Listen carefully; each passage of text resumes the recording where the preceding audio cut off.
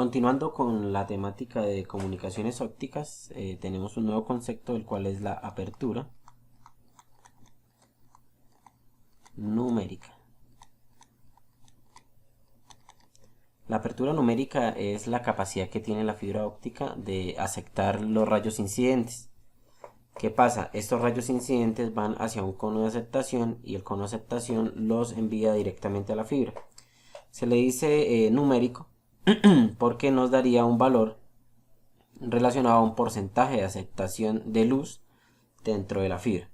Voy a agregar una imagen ilustrativa del fenómeno.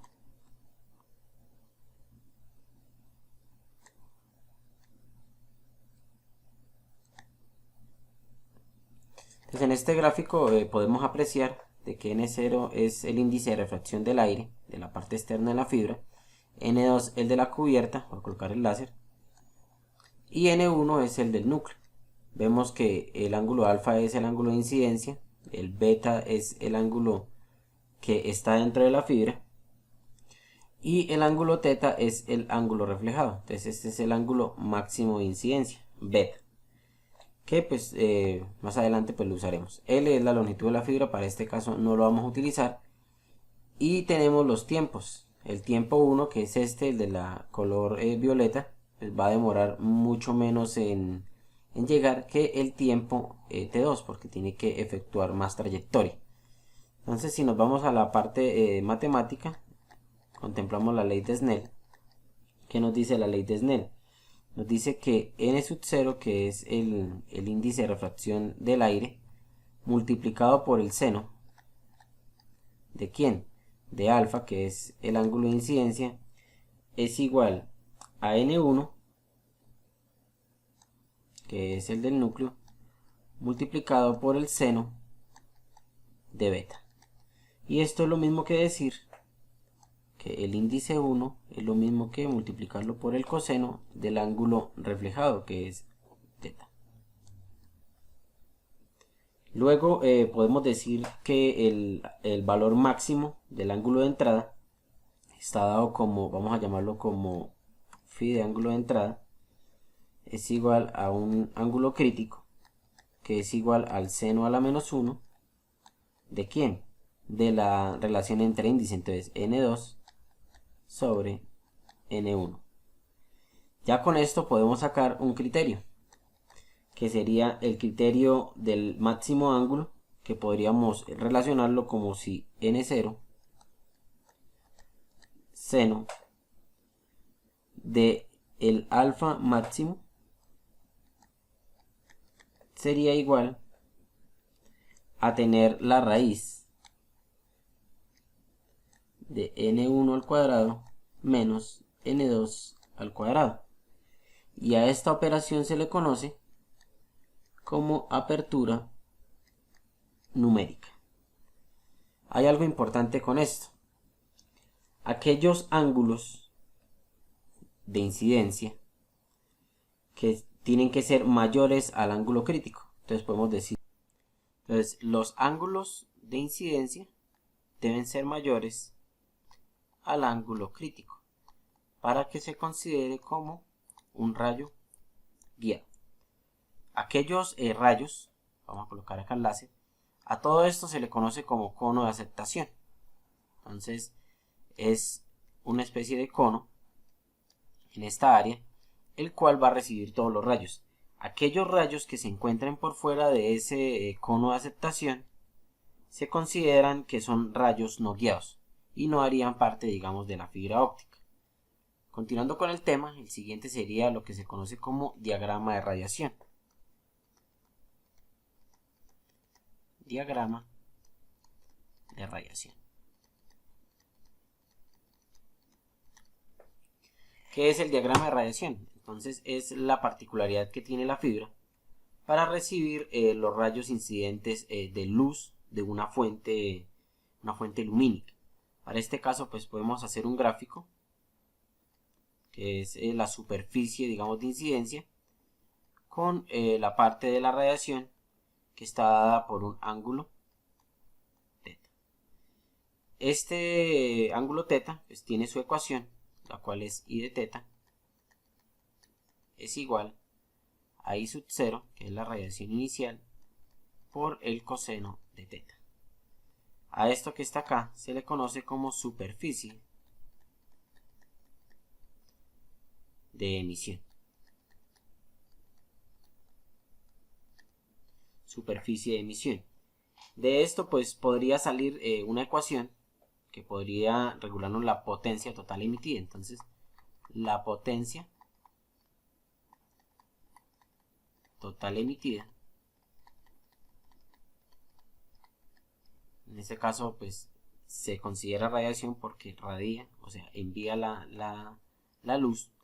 Entonces la potencia total emitida está dada por la integral P sub 0 igual a la integral desde 0 hasta pi medios de ¿quién?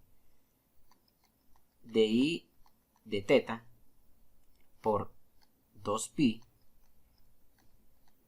seno de teta por de teta. Haciendo, digamos, toda esta parte matemática, el resultado sería pi de I sub 0. Esto que está acá se le conoce como caracterización.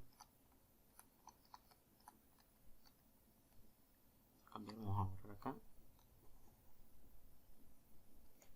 Se le conoce como la caracterización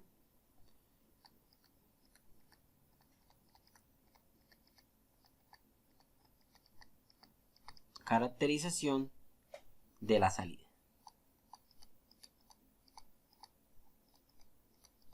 Entonces, ¿qué quiere decir eso? Que toda esta área de acá caracteriza directamente a la radiación que tiene la superficie de emisión. Y con eso pues podríamos tener lo que es la potencia total emitida. Otro concepto importante es la fracción de potencia. Vamos a contemplarlo acá, que es la fracción de potencia. Fracción de potencia total inyectada.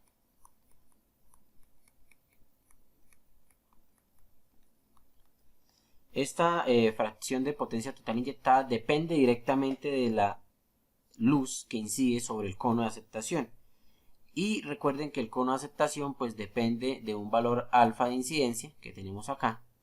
Entonces nuestra potencia, la fracción de potencia total inyectada estaría dada por la ecuación P de la integral desde 0 hasta alfa de ¿quién? De I de teta, que multiplica a 2pi por el seno de teta por de teta.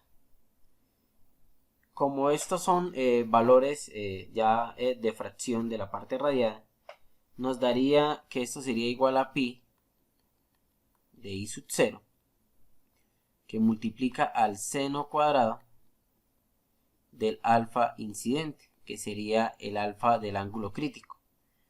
Y esto nos daría igual, efectuando reemplazar, nos daría que el P sub 0, que es la potencia inicial, por la apertura numérica al cuadrado, sobre el índice del aire, que es el índice del cono de aceptación, sería igual a esa fracción de potencia total inyectada.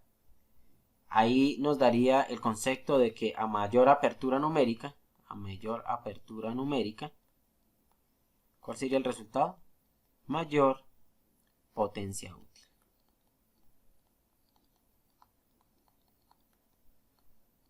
Entonces con esto podemos concluir de que la apertura numérica es directamente proporcional a la potencia. ¿Eso qué quiere decir?